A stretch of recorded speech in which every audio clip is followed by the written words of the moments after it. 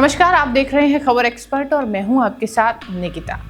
बिहार में भ्रष्टाचार के खिलाफ अब तक की सबसे बड़ी कार्रवाइयों में से एक बड़ी कार्रवाई सामने आई है। जमीन घोटाले, रिश्वतखोरी, दाखिल खारिज में गड़बड़ी, सरकारी जमीनों के गलत हस्तांतरण और वित्तीय अनियमितताओं के आरोपों में राजस्व विभाग के 23 अधिकारियों पर कार्रवाई की गाज गिरी है। सवाल यह है कि आखिर ऐसा क्या हुआ कि एक ही सप्ताह में 23 अधिकारियों के खिलाफ कार्रवाई की गई। क्या बिहार सरकार अब भ्रष्टाचार के खिलाफ जीरो टॉलरेंस की नीति पर सख्ती से आगे बढ़ रही है और किन अधिकारियों पर सबसे गंभीर आरोप लगे हैं?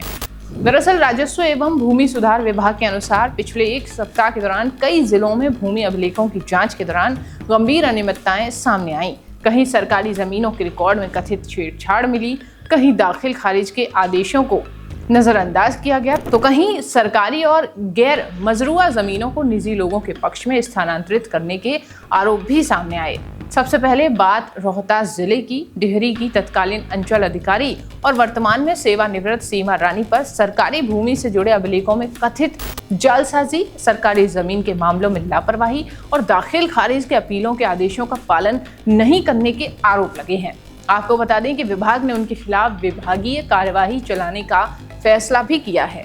औरंगाबाद के तत्कालीन राजस्व अधिकारी और वर्तमान में बक्सर जिले के इटाड़ी अंचल अधिकारी संतोष कुमार प्रीतम पर भी कार्यवाही की जद में आए हैं। आरोप है कि गैर मजरूआ मालिक खाते की जमीन को रहती भूमि बताकर दाखिल खारिज की अनुशंसा की गई है। जांच में आरोप सही पाए जाने के बाद उन्हें एक वेतन वृद्धि रोकने की सजा भी दी गई।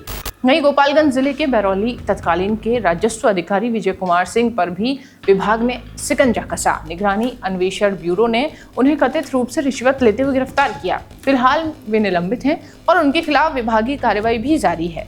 आपको बता दें कि मुजफ्फरपुर के मोतीपुर से भी एक गंभीर मामला सामने आया। तत्कालीन अंचल अधिकारी रुचि कुमारी पर बिहार औद्योगिक क्षेत्र विकास प्राधिकरण यानी बियाड़ा की जमीन को निजी व्यक्ति के पक्ष में दाखिल खारिज करने का आरोप लगा। मामले की गंभीरता को देखते हुए मुख्यालय स्तर पर 2 सदस्यीय जांच समिति गठित की गई है। बेगूसराय जिले के साहेबपुर कमाल के तत्कालीन प्रभारी अंचल अधिकारी चंदन कुमार पर बाढ़ राहत राशि में 11,47,000 रुपए की वित्तीय अनियमितताओं का आरोप है। विभाग ने उनके खिलाफ आरोप पत्र गठित कर आगे की कार्रवाई शुरू की है। चंपारण के कई अधिकारी भी कार्रवाई के घेरे में आए। आपको बता दें कि पश्चिम चंपारण के बगहा 1 में अंचल अधिकारी उदय शंकर मिश्रा पर बिना स्थलीय जांच के भूमि दाखिल खारिज स्वीकृत करने का आरोप लगाया गया। वहीं पूर्वी चंपारण के रामगढ़वा अंचल अधिकारी राजा कुमार पर बिचौलियों के माध्यम से रिश्वतखोरी और राजस्व मामलों के समय पर निपटारे में विफल रहने के आरोप लगाए गए। इसके अलावा रामनगर के तत्कालीन अंचल अधिकारी विनोद कुमार मिश्रा के खिलाफ भी विभागीय कार्रवाई शुरू की गई। उन पर गैर मजरूआ भूमि के खाता खेसरा में बदलाव कर दाखिल खारिज स्वीकृत करने के आरोप लगाए गए।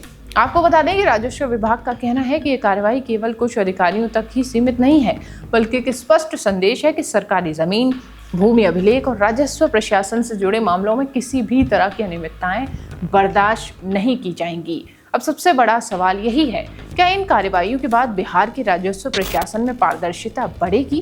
क्या जमीनी घोटालों और रिश्वतखोरी पर लगाम लगेगी या फिर आने वाले दिनों में और बड़े नाम भी जांच के दायरे में सामने आएंगे? फिलहाल इतना तो तय है कि बिहार सरकार ने भ्रष्टाचार और प्रशासनिक अनियमितताओं के खिलाफ सख्त रुख दिखाते हुए विभाग के भीतर जवाबदेही तय करने की दिशा में बड़ा कदम उठाया। अब सबकी नजर आगे होने वाली जांच और कार्यवाही पर टिकी हुई है।